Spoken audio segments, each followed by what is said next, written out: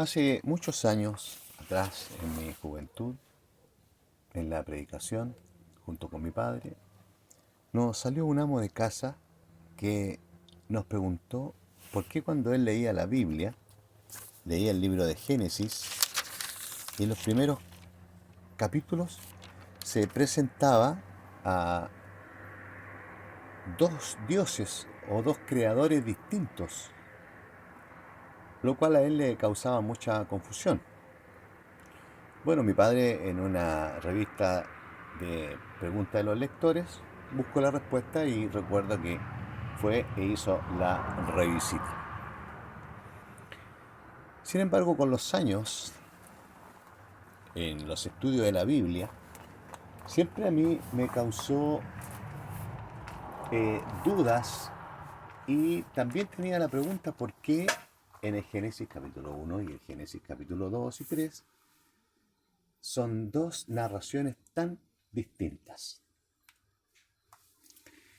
Y vamos a analizar en forma muy breve y resumida qué significan estas dos creaciones.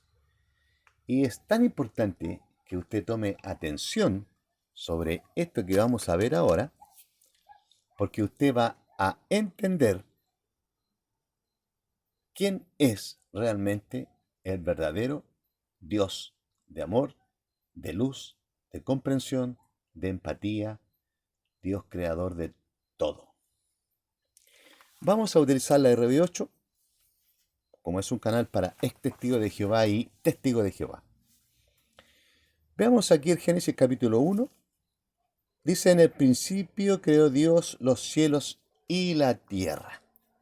Cuando uno va a las referencias, acá, la palabra Dios, Elohim, en el verso 1, puede significar Dios o dioses que crearon los cielos y la tierra. En este caso nos vamos a quedar que fue un Dios que mandaba a los otros dioses, Elohim. Había un jefe de dioses. Verso 2 dice, ahora bien resultaba que la tierra se hallaba sin forma y desierta, y había oscuridad sobre la superficie de la profundidad acuosa. Y la fuerza activa de Dios se movía de un lado a otro sobre la superficie de las aguas. Si ustedes van a las referencias, acá, a las referencias, dice que la palabra que la RB8 traduce como fuerza activa es ruaj. Y la palabra ruaj no es espíritu, como nos habían enseñado a las religiones antes. La palabra ruaj es viento, un viento. Por lo tanto, los versos 1 y 2 se deberían leer así. En un principio, los dioses crearon los cielos y la tierra. Los dioses crearon los cielos y la tierra. Verso 2. Las aguas se agitaban por un viento provocado por alguna cosa o algo. Hoy en día, para que usted sepa, la Enciclopedia Católica, gracias al hebreísta Mauro Biglino, que trabajó por 10 años para el Vaticano traduciendo las escrituras hebreas, traduce como fuerza activa o espíritu, como dicen otras Biblias, dice nave sideral que producía un viento que movía las aguas. Nave sideral que producía un viento que movía las aguas. Se va dando cuenta cómo las religiones nos han engañado. Vamos a dar un ejemplo de un engaño muy grande que nos han dado las religiones. Cuando usted coloca en Google cruce del Mar Rojo, lo que los judíos cruzaron al ir escapando de Egipto y del faraón, dice que es un mar de juncos. mar de juncos. Lo que ellos cruzaron o atravesaron, estos judíos, fue un pantano de cañas o coligües o juncos. No fue como en las películas de Moisés y los 10 mandamientos, en el cual el mar se abre de lado a lado. No, ellos simplemente cruzaron un mar de juncos, o sea, un pantano de cañas. Vamos ahora nuevamente al Génesis capítulo 1, verso 4. Después de eso, Dios vio que la luz era buena. Si nos vamos dando cuenta, en casi todos los versículos, Dios al final dice que lo que había hecho era bueno. Y note usted que él solo con pensar, verso 11 y 12 dice, y pasó Dios a decir, haga brotar la tierra, hierba, vegetación que da semilla, árboles frutales que lleven fruto según sus géneros. Y la tierra empezó a producir hierbas, vegetación de semillas. Y vio Dios que era bueno. Después, en el versículo 24, vamos a correr la cámara para allá, aquí. En el verso 24, que estamos aquí, vamos a correr la Biblia para allá, ahí.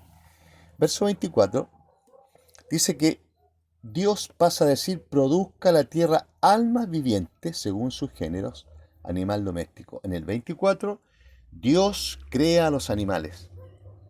Y después en el 26, este Dios dice, hagamos al hombre a nuestra imagen, según nuestra semejanza. Él habla en plural. Por eso yo decía que había un Dios jefe de los Elohim, que era el que llevaba la jefatura en cuanto a la creación. Por eso habla en plural. Verso 27 dice que Dios procede a crear a macho y hembra. Y nota usted que los crea de manera simultánea, inmediatamente crea al hombre y a la mujer. Y el verso 28, Dios los bendice. Dios bendice al hombre y la mujer y le dice que sean fructíferos y háganse muchos y llenen la tierra y sojúzguenla. Dios le está dando la mayordomía sobre las cosas terrestres a esta primera pareja humana. Y el 29 dice que Dios le da toda vegetación que tiene semillas sobre la superficie de la tierra y todo árbol en el cual hay fruto que da semilla, para que todos les sirva de alimento. Aquí no hay ninguna prohibición de nada. El verso 31. Después de eso, vio Dios todo lo que había hecho y mire, era muy bueno. ¿Sabe usted qué significa la expresión muy bueno? Significa que era excelente, sin error. Todo lo que Dios y sus ayudantes habían hecho era perfecto. La creación de Dios, el universo, era perfecto.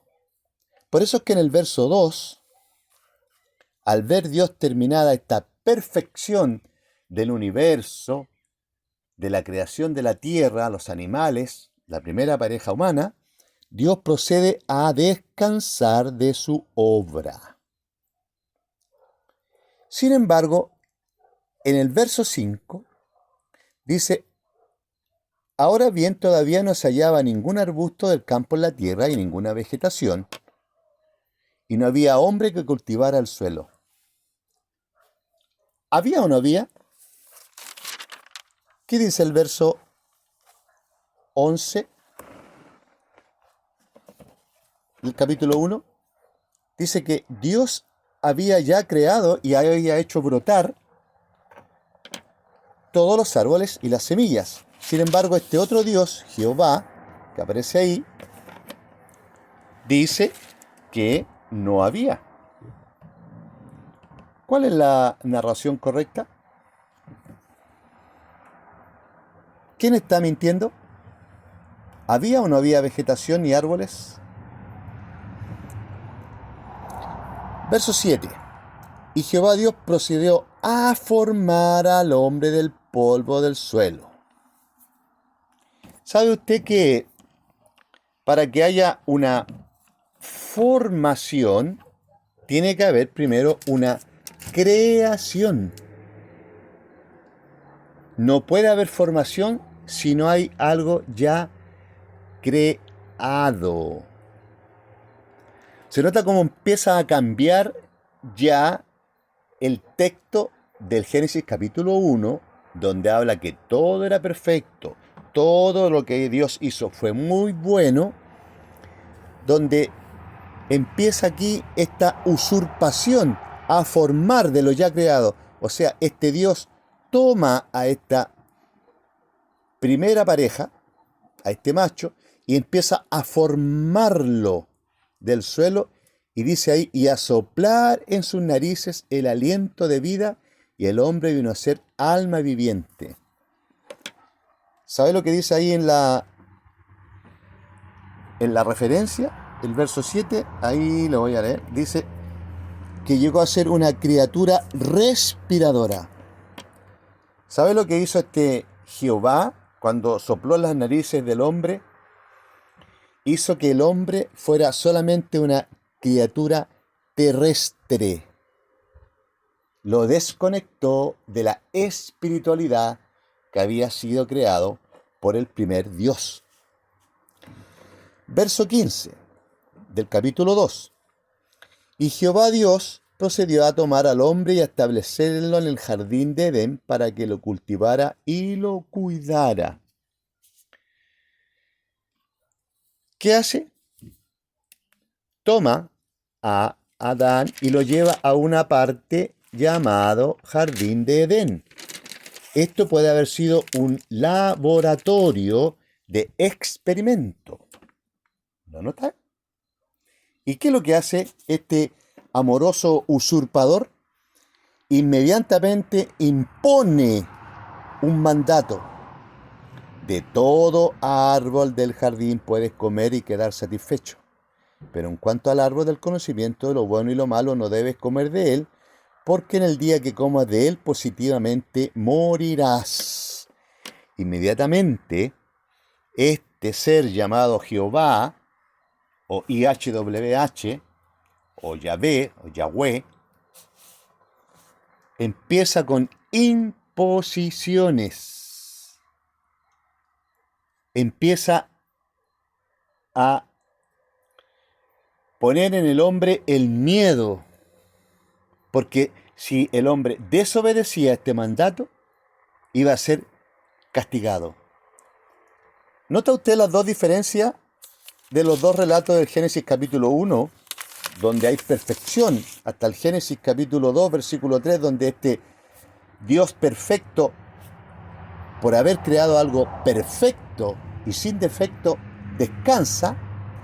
Este usurpador se aprovecha del descanso que el primer Dios tenía acá y forma y toma a Adán para llevarlo a un lugar llamado Jardín de Edén. Pero fíjese lo que ocurre en el verso 3.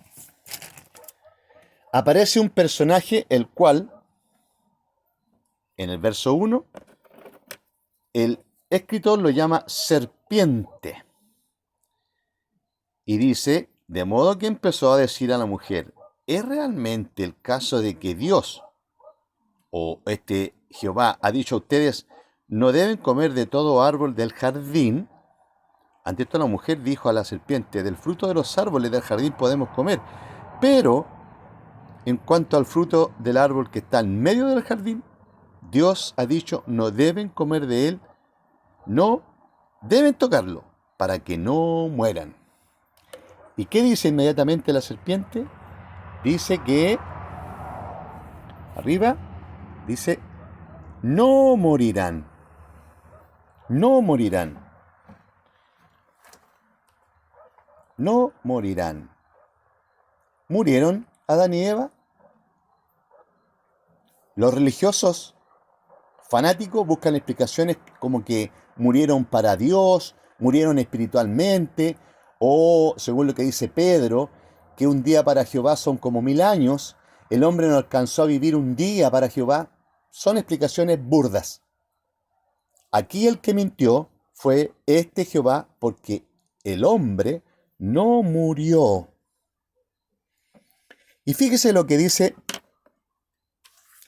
en la RV8, en el verso 6, dice: por consiguiente la mujer vio que el árbol era bueno para alimento y que a los ojos era algo que anhelar. Sí, el árbol era deseable para contemplarlo, de modo que empezó a tomar de su fruto y comerlo. Mira lo que dice la explicación de ALRB8. Literalmente, en el hebreo, este árbol era ¿para qué? Dice, para impartir sabiduría, inteligencia y prudencia.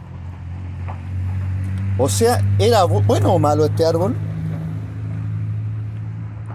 Este era un árbol que les iba a dar independencia para poder pensar, para poder actuar como personas que habían sido creadas por el primer Dios creador. Este Jehová se enoja, como siempre, se enoja y dice aquí en el versículo 22, mira que el hombre ha llegado a ser como uno de nosotros. O sea que este usurpador también tenía secuaces que lo siguieron. Y dice, al conocer lo bueno y lo malo, y ahora para que no alargue la mano y efectivamente tome fruto del árbol de la vida y coma y viva hasta tiempo indefinido. ¿Qué es lo que hace? Expulsa a Adán y Eva y pone unos querubines para que no lleguen al árbol de la vida.